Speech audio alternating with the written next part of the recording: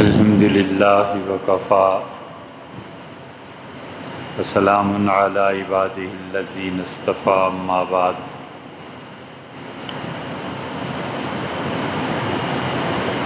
اللہ تعالی نے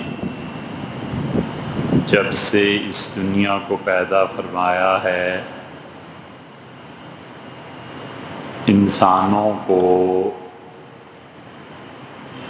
ایک نظام یہ دیا ہے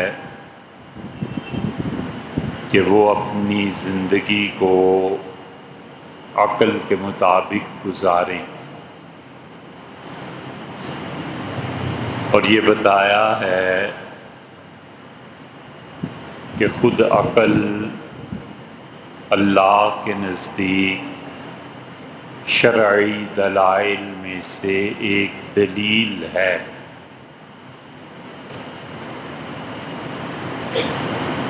اور یہ بتایا ہے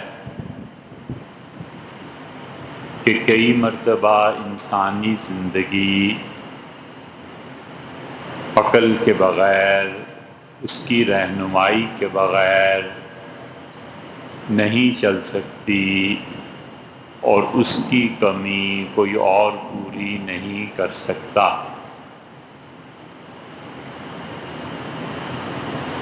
حضرت رسالت مآب صلی اللہ علیہ وسلم کے پاس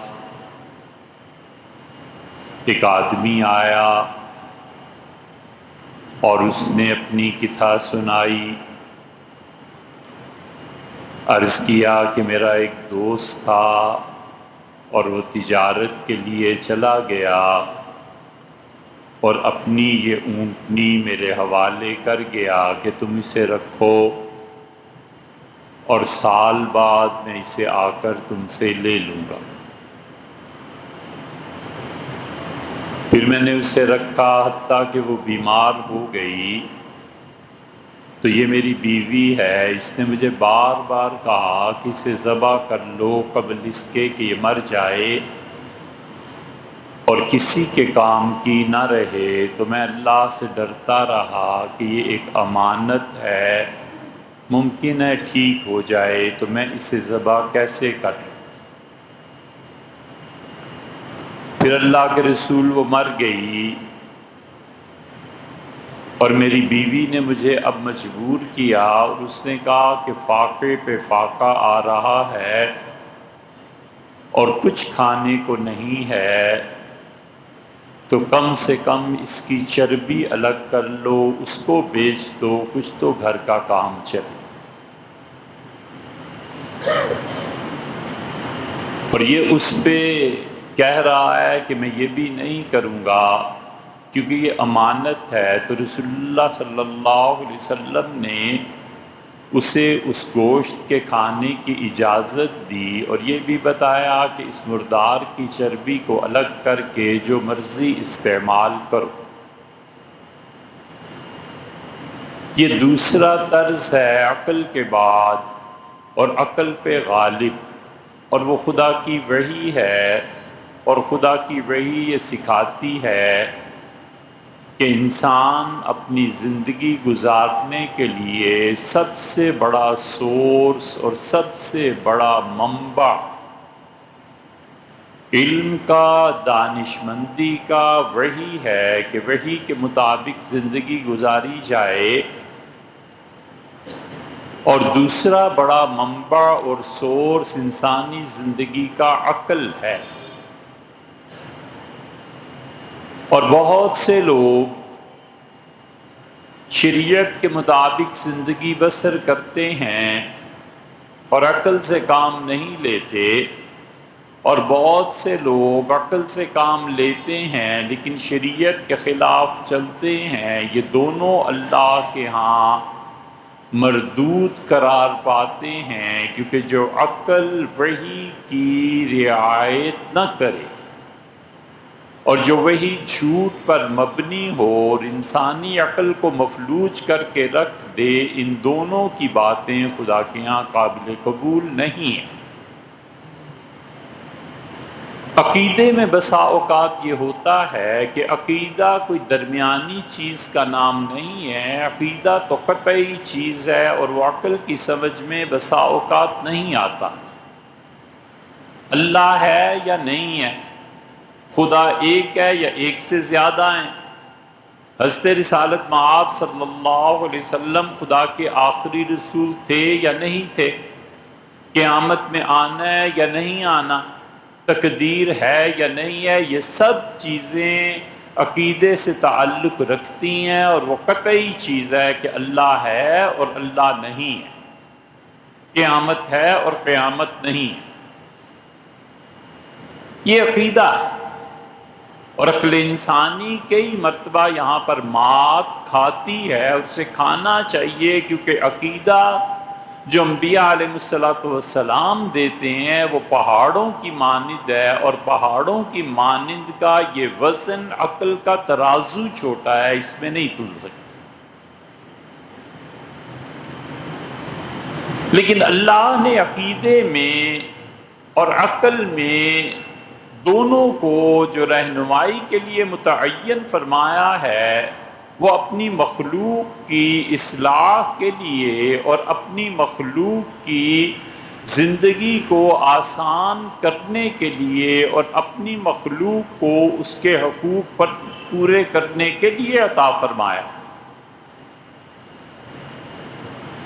اسی ہر وہ دین اور ہر وہ عقل جو غریب اور امیر کے درمیان اتنا فرق پیدا کرے کہ غریب طبقہ اپنے بنیادی حقوق سے بھی محروم ٹھہرے، یہ جائے جہنم میں ایسا دین اور ایسی عقل پہ لعنت پڑے۔ اللہ نے کسی کو یہ نہیں سکھایا، اللہ نے کسی کو یہ نہیں کہا کہ تم جنت کے وعدے پہ اور جہنم کے خوف سے اپنے بنیادی حقوق سے دستبردار ہو جاؤ۔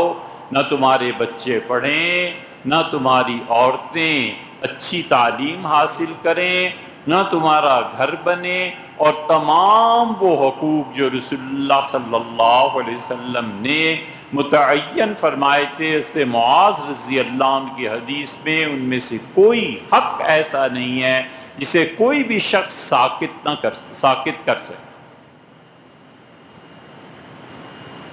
اس لیے شریعت یہ بتاتی ہے کہ بنیادی طور پر تم میں سے ہر آدمی اس بات کا اہل ہے کہ نظام اسے گھر مہیا کرے اور وہ بغیر کرائے کے ایک اچھی زندگی بسر کر سکے۔ اسلام یہ بتاتا ہے کہ یہ نظام کی ذمہ داری ہے کہ قرض کے بغیر، کسی کا احسان لیے بغیر تم اپنا کھانا پینا، اپنا کپڑا، اپنے بچوں کی تعلیم، اپنی سواری اور گھر میں اپنی بیوی کے لیے ایک نوکر یا نوکرانی رکھ کے دو جو سارے حقوق اس کی بیوی کے ادا کرے۔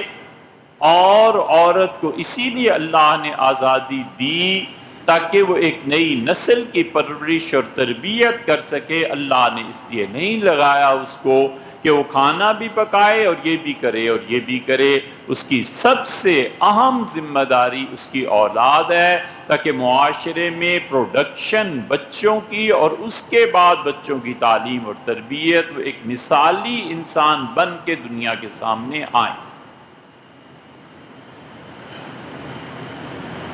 اس لیے وہ معاشرے تباہ ہو جاتے ہیں جہاں دولت اور طاقت یہ دو مظاہر بن جائیں کہ جس آدمی کے پاس دولت ہے وہ عزت کا مستحق ہے، اسے انصاف ملے گا۔ جس آدمی کے پاس طاقت ہے وہ دولت کا مستحق ہے، اور طاقت کی بنا پر وہ ظلم کو انصاف قرار دے تو پھر بھی ٹھیک ہے، اس کا ظلم بھی انصاف ہے اور غریب کا انصاف بھی ظلم ہے۔ اتنا تضاد جب آ جائے تو پھر اگر لوگ جد و جہد نہ کریں اور غریب لوگ نہ اٹھیں اپنے حقوق کے لیے، تو وہ صدیوں کے لیے امتیں مردہ ہو جاتی ہیں اور ہزارہا برس کے لیے وہ تہذیب برباد ہو جاتی ہے۔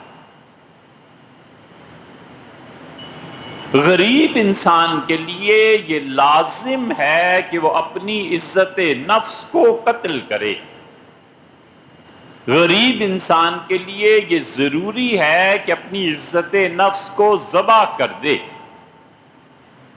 سرمایہ دار نے کارخانہ چلانا ہے اور وہ اس جوان لڑکے کو اس کی بہن کی گالی دے گا اور اس کی غیرت کبھی نہیں جاگے گی، اس لیے اسے کہ پتہ ہے سرمایہ دار نے پیسہ دینا ہے اور میں نے پیسہ لے کے گھر جانا ہے۔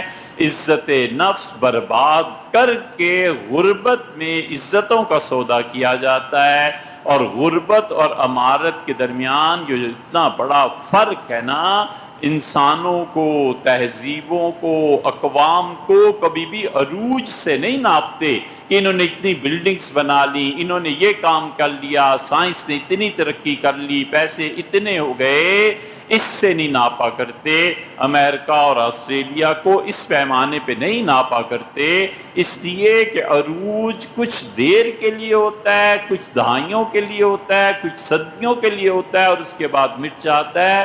قوم اور فرد کو ناپنے کا اصل پیمانہ یہ ہوتا ہے کہ یہ کس حد تک گرے ہوئے،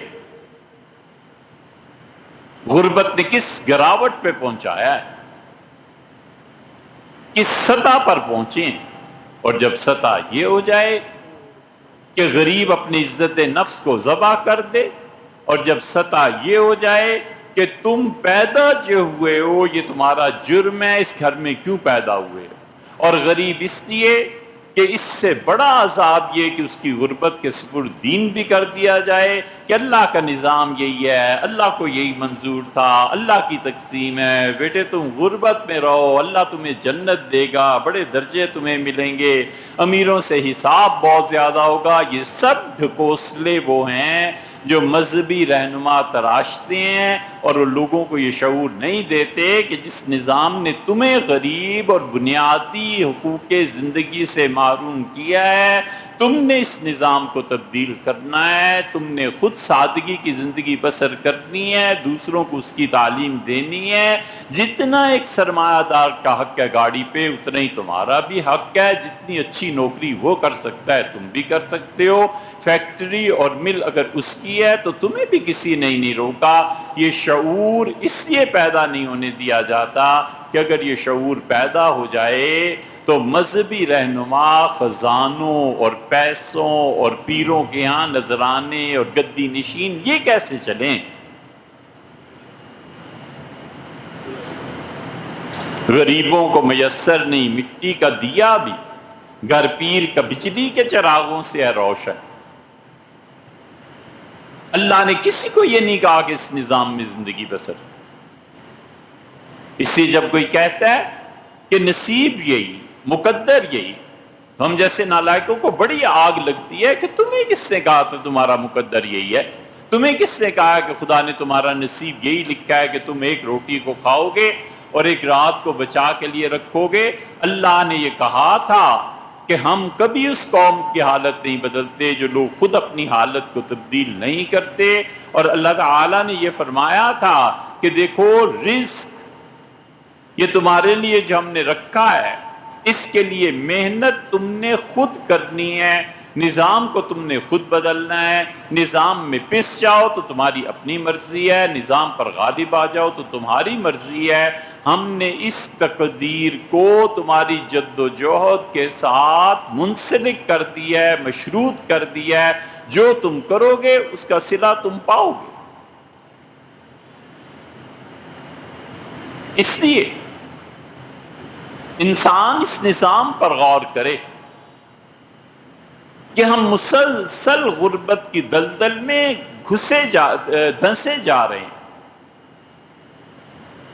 ہم مسلسل گراوٹ کی طرف جا رہے ہیں، ہماری نسلیں تعلیم حاصل کرنے سے قاصر ہیں، ہماری نسلیں اس بات پر تنقید کرنے سے قاصر ہیں، مذہب کے خوف اور ڈر سے، اس اسلام کی جھوٹی تعبیر کے ڈر سے کہ حضرت ہر سال حج اور عمرے نفل کرنے کی بجائے کچھ اپنے محلے کا بھی خیال کرو، لوگ کس طرح زندگی بسر کریں گے اور کہاں جائیں گے؟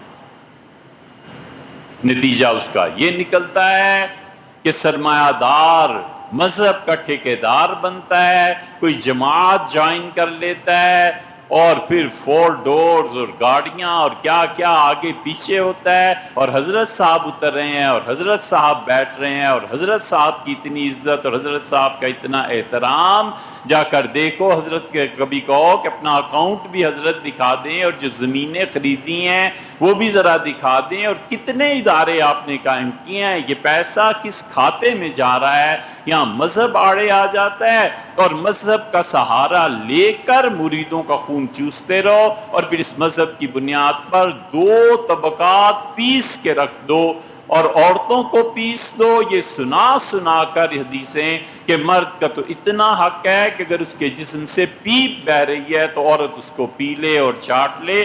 ہمیں معلوم ہے کہ مستدرک میں یہ روایت آئی ہے، ایسے بے خبر بیٹھے ہوئے نہیں ہیں، لیکن ہم جانتے ہیں کہ اس حدیث کا مطلب کیا ہے اور رسول اللہ صلی اللہ علیہ وسلم نے کس سینس میں اسے فرمایا۔ ایک ان کو پیسو اور نتیجہ اس کا نکل رہا ہے۔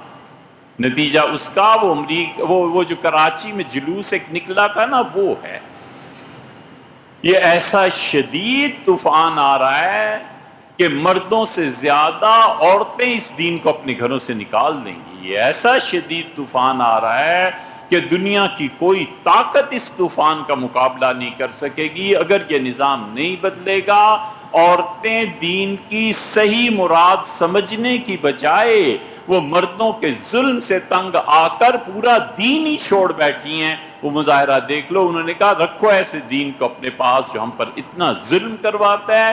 یہ مذہب کی وہ آڑ ہے جو سرمایہ دار نے لے رکھی ہے، اسے ہمیشہ تلقین ہے۔ اپنی 10 گرل فرینڈز ہیں، ان کے ساتھ وہ مطمئن ہے، اور اس کو اجازت نہیں ہے کہ تم اخبار پڑھ لو اور ٹی وی دیکھ لو۔ یہ سارا نظام ایک تو اس پہ برستا ہے عورتوں پر، اور ایک جا کر برستا ہے غریبوں پر، کہ عورتوں کی اور غریبوں کی ساری زندگی دین کی جکڑن میں گزارو۔ تمہیں ہمت کیسے ہو گئی کہ تم بیٹھو اور سرمایہ دار اور یہ وزیر اور بڑے بڑے عہدے، جس کے پاس طاقت اور جس کے پاس دولت، غریب آدمی سے سلام کر دے تو اس کے سلام کا جواب بھی نہیں دینا، بس ذرا سا سر ہلا دینا ہے کہ بس سن لیا۔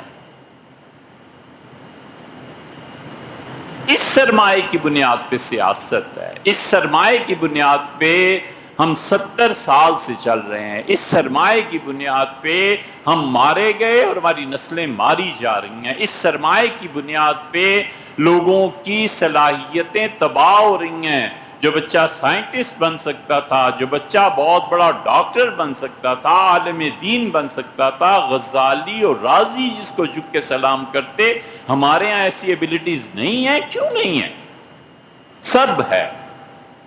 اب بھی ہمارے بچے ذہین ہیں، اللہ کا شکر ہے، اب بھی ہمارے بچے ایسے ایسے کام کر سکتے ہیں جو عام انسانی عقل کی سطح سے بہت بلند ہیں، لیکن جب وہ بڑا ہوتا ہے اور جب وہ دیکھتا ہے کہ دین مجھے یہ کہتا ہے کہ تو نے غلام بن کے رہنا ہے، اور دین مجھے یہ کہتا ہے کہ خبردار، ادب اور احترام ہے، اور ایسا ادب اور احترام ہے شیخ کا کہ اتنا ادب اور احترام تو ماں باپ کا بھی نہیں کرنا، اور کما کر ساری کمائی لا کر جھولی میں ڈال دینی ہے، اور ماں جیسے چاہے خرچ کرے اور بیوی چاہے وہ پھٹے ہوئے کپڑے پہنے، اس کا کوئی حق نہیں بنتا۔ یہ کون سا دین ہے یار؟ ہمیں بھی سمجھاؤ۔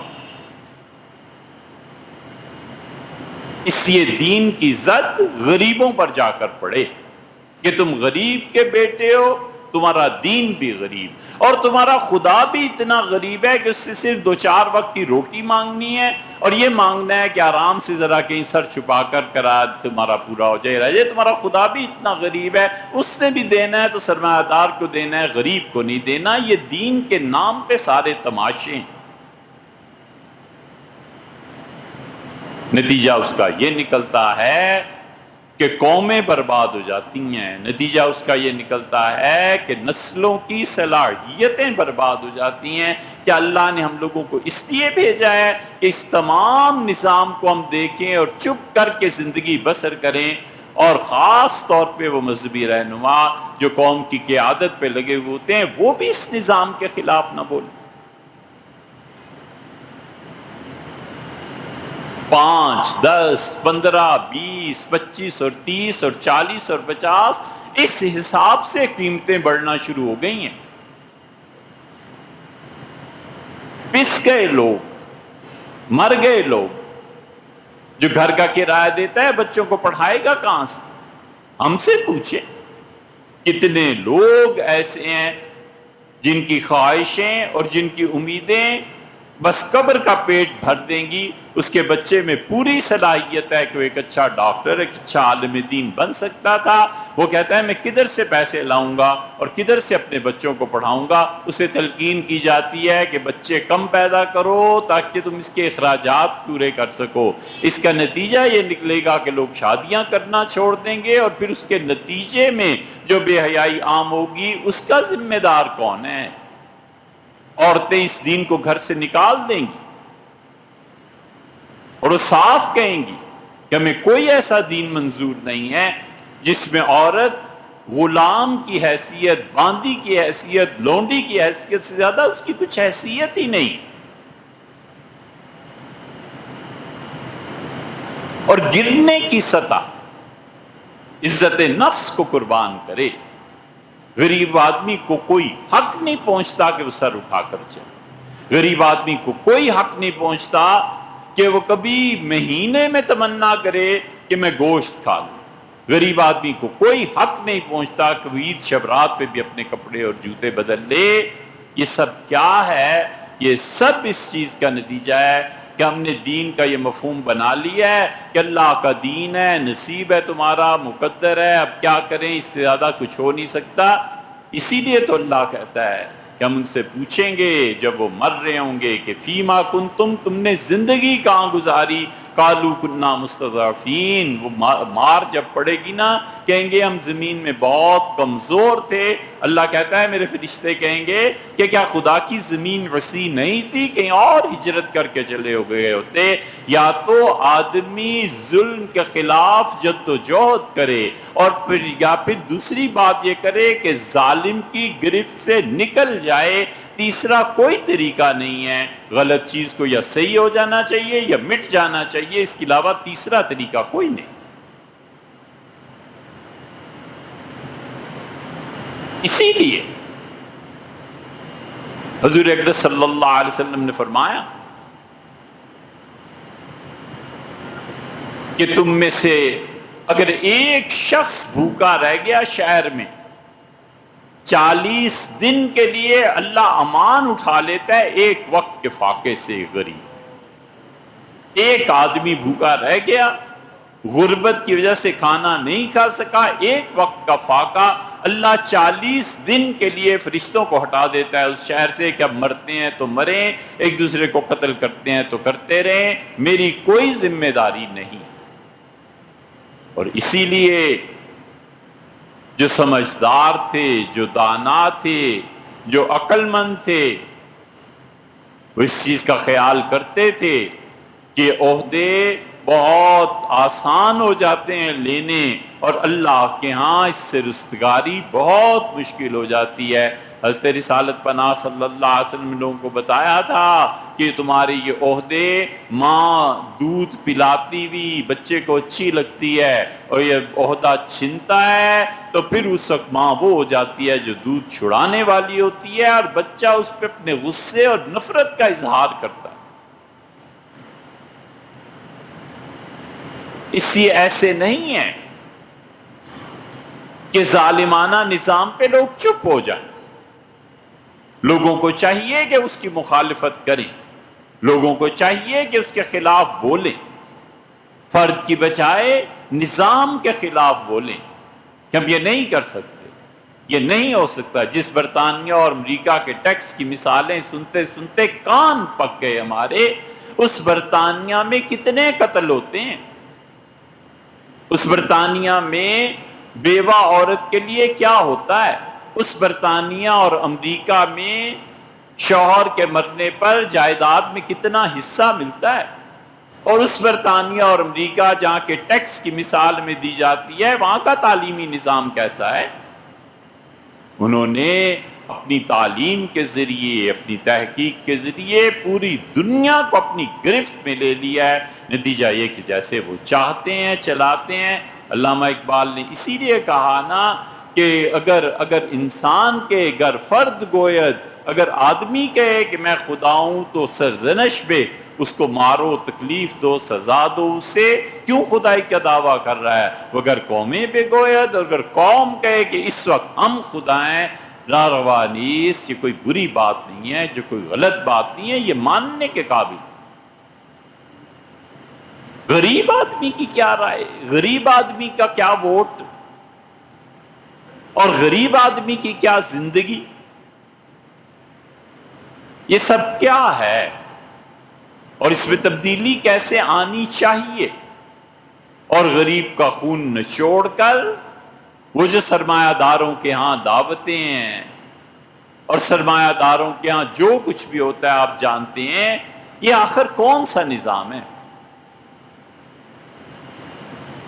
اسی لیے رسول اللہ صلی اللہ علیہ وسلم نے بتایا تھا، جب لوگ ظلم کو برداشت کرنے لگے، متعدد احادیث میں آیا ہے، اور جب لوگ ظلم کے خلاف نہ بولیں، اللہ تعالی ان سے اپنی نصرت اور مدد کو ہٹا لیتا ہے۔ اللہ کے دین نے ایسی کوئی تلقین نہیں کی۔ اللہ کے دین نے بتایا ہے کہ حکومت کی ذمہ داری ہے کہ وہ لوگوں کے لیے برابر کا کھانا مہیا کرے۔ یہ جاننے والے جانتے تھے، عہد پڑا ہے، اور سیدنا عمر رضی اللہ عنہ کا یہ لمبا قد اور گورے چٹے اور مضبوط بدن کے مالک، ان کا نوکر کہتا ہے مجھے رونا آ گیا ایک دن دیکھ کے، جب وہ رنگت بدل گئی، تبدیل ہو گئی، سفیدی سے دوسری طرف کو چلی گئی، اور جب میں نے دیکھا اس انسان کی گالیں بھری ہوئی ہوتی تھی اور اندر پچک گئیں، تو میں نے اس دن کیا کیا، روٹی رکھی اور زیتون کا تیل رکھا کہ دوپہر کو وہ کھا لیں۔ تو انہوں نے مجھ سے کہا اسلم، اللہ کا شکر ہے میری ساری رعایا کو یہ میسر ہو گئی ہے، قحط ختم ہو گیا ہے، ہر ایک کو روٹی اور زیتون کا تیل ڈبو کے کھانے کو مل رہا ہے۔ اس سے کہا اللہ امیر المومنین ایسے نہیں، مجھے آپ کو حالت دیکھ کے ایسے ہو گیا، تو میں نے اپنا ذاتی استعمال کے لیے دیا ہے۔ سیدنا عمر رضی اللہ عنہ نے زیتون کا تیل اٹھا کر الگ کر دیا اور فرمایا عمر کے لیے یہ جائز نہیں ہے کہ وہ عوام جو کچھ کھاتے ہیں اس کے علاوہ کچھ کھائے۔ اللہ نے کہا صبغا للآکلین، اور زیتون کا تیل ہم دیتے ہیں۔ کیا مزہ آتا ہے کھانے والے کو جب وہ اس میں روٹی کو ڈبو کر کھاتا ہے۔ زیتون کے تیل میں روٹی کو ڈبو کر کھانا اللہ کی مراد پوری کرنا ہے۔ اللہ کہتا ہے ہم نے انعام کیا۔ صرف سرمایہ داری کا حق ہے، غریب کا حق نہیں ہے۔ اس لیے ہم سب کو سوچنا چاہیے کہ مذہب اور دین یہ جو صرف دو کے لیے رہ گئے نا، غریبوں کے لیے اور عورتوں کے لیے، باقی جو مرضی کرتے رہو۔ اور پھر وہ مذہبی ٹھیکیدار جا کر سرمایہ داروں کو ایسی تسلیاں دیتے ہیں کہ تم نماز پڑھو نہ پڑھو میرا ذمہ ہے۔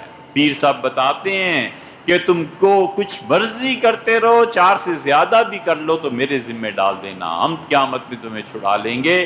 اور جو مرضی، شراب ہے تو اس طرح جائز ہو سکتی ہے، عیاشی ہے تو اس طرح۔ اور حضرت کبھی آپ باہر بھی چلے جائیں، یورپ چلے نا، پھر اس وقت واپسی پہ حج بھی کر لیں، یہ سب ڈھکوسلے اور یہ سب ہیلے بہانے کیا ہیں؟